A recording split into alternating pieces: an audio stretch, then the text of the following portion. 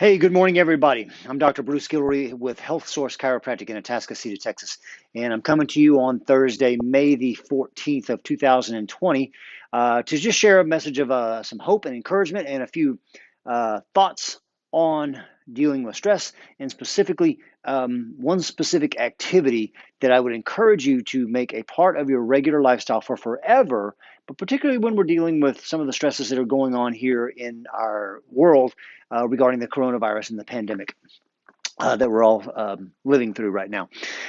It's a very interesting time in history for sure. None of us have ever seen a time like this, and we don't always know how to deal with it. And there's a lot of uncertainty with what's happening around us and what it's going to look like as we move past the initial phases potentially of coronavirus and what the future looks like. And the conversations I've had with a lot of people, including my patients, have centered around the fact that more than likely, if you were around during 9/11 when that happened in 2001, you remember that things changed permanently after that. And there's going to be some permanent changes. Our normal is going to be a new normal. We don't know what it's going to look like right now. And again, that uncertainty can lead to some feelings of anxiety and stress. Um, you add that in with the potential loss of jobs or already having lost jobs. You add that into having to stay in a quarantine situation for an extended period of time. You add that into being a little anxious about getting out in the public, whether it's at a restaurant or it's the grocery store or whatever you have to do, the daily things you have to do. And it can certainly create some stress in our lives and cause some health challenges. It can cause problems from, lack of sleep or lack of good rest, even though you sleep all night, you may not rest very well.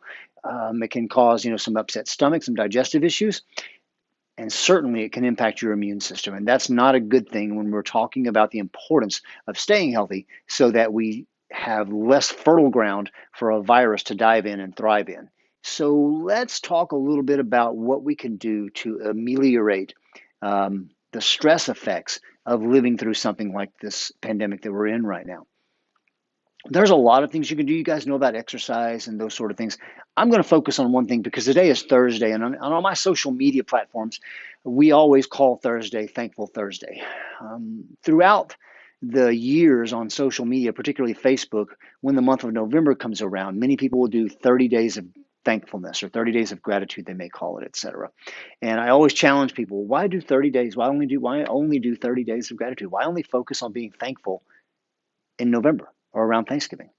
Why don't we do that on a day in, day out basis? And I'm going to tell you why it's important, okay? The opposite of that in this particular situation that we're speaking about in the world of this pandemic that we're in would be to get overwhelmed with stuff that you can't control, okay? And I know a lot of people do this, and I fall into this trap sometimes too. As I've said multiple times recently, there's a couple of types of things that occur in our world. There's only two types, really.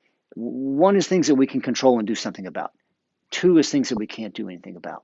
When we start feeling too much stress and anxiety, typically speaking, it's because we are focusing on the things we can't do anything about. Like we can't do anything about the pandemic occurring. It is here. It's on us right now. We can't do anything about the fact that some jobs have been lost and more jobs are going to be lost. We can't do that. Unfortunately, when we are going through these significantly challenging times in our world, the tendency is for a lot of people, I should say, is to tune into the news more than normal. Tune into the news either on TV. I've heard someone speak about the fact that their spouse leaves the TV on the news all day long. And we'll talk about why I don't like that idea in just a bit. The other way that people tune into the news often is via social media, whether it's Twitter or Facebook or whatever it is that you tend to use. And I will tell you that I can sometimes get sucked into that also because I have to use social media for my business. And now I'm trying to use social media for my business, but also to spread messages of hope and encouragement, like I'm trying to bring to you now. The challenge with being so tied into the news is you're feeding your brain nothing but junk food all day long. And in our office, we often preach about eat well, move well, think well, and rest well. Well, you can eat well by eating real nourishing food. You can think well by consuming good information for your mind and changing the focus of your mind. You can do the opposite of that by eating junk food or consuming mental junk food. And that's what most of the news is. You have to remember the news guys, they like viewers, they like clicks on their articles, and they want to create titles of articles that are going to draw you in, and they want to create headlines on their commercials to draw you in, or even when they're going to a break in the middle of a news segment, they're going to say, coming up, blah, blah, blah, blah, blah, something that's going to attract you to want to stay tuned in. They're not telling you that that coming up topic is not coming for another hour, but it's coming up. They're not lying. They're just not quite telling you the truth either. So I want to one, encourage you to start stepping away from all of those sort of things. You can get onto social media or onto the news for 5 to 10 minutes and find out everything you really need to know in that time frame, the most important things. The challenge is we get sucked in and we stay there longer. Me, I'll get sucked into reading the comments, on Twitter, which typically are very negative. And I spoke about this last night, so I've got to stop that. It's one of the things that'll suck me in a little bit too, and so I have to battle it.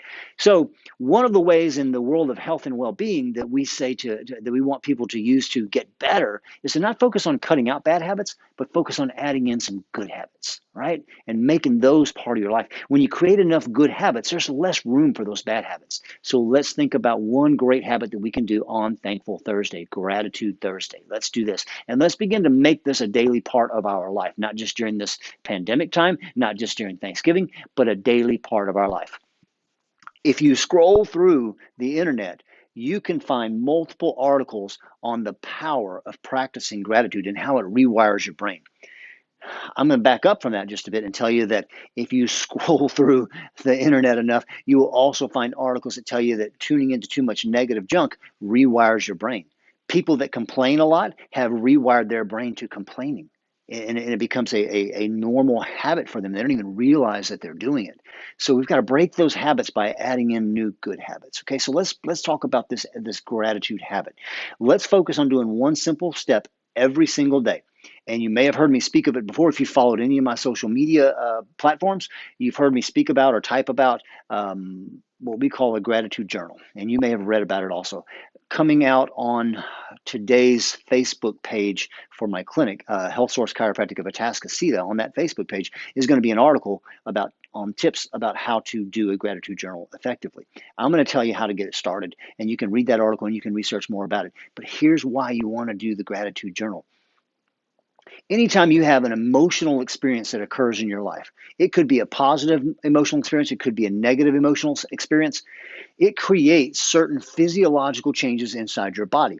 If you're going through a period of stress or sadness, the loss of a loved one, loss of a job, etc., that creates physiological changes in your body. And they find that when you spend time focusing on what the negative thing that's occurred in your life, whether it's the loss of a job or the stress that you're going through or a bad incident at work, whatever it may be, when you focus on that with your mind, you recreate some of those same negative, bad physiological changes in your body, like bad changes to your blood pressure, your pulse rate, your blood sugar levels, all those kinds of things. So when you relive it in your mind, you recreate those same negative physiological changes. So let's counteract that. Let's counteract that by learning to rewire our brain for gratitude by using a gratitude journal, because they also find that when you relive a positive event in your life and you imagine it occurring again, it creates some of those same positive physiological changes in your body, boosting your immune system and things of that nature, just like if you were actually going through it again. Does that make some sense to you? I hope it does. So here's the thing. That's the purpose of the gratitude journal. So it's really, really simple. I would start off by, you can either type it up or you can write it, and I'm going to recommend you write it. I hate writing because I've always had bad handwriting that's gotten worse as I've gotten older, but I'm learning that we need to, that when we write things, we learn better when we write, and writing things down makes things sink into our brain better. So I'm going to try to personally work on beginning to write things instead of just typing them up. Here's what you do. At the end of every day, please just stop before you go to bed, turn off all your electronics, and start reviewing your day.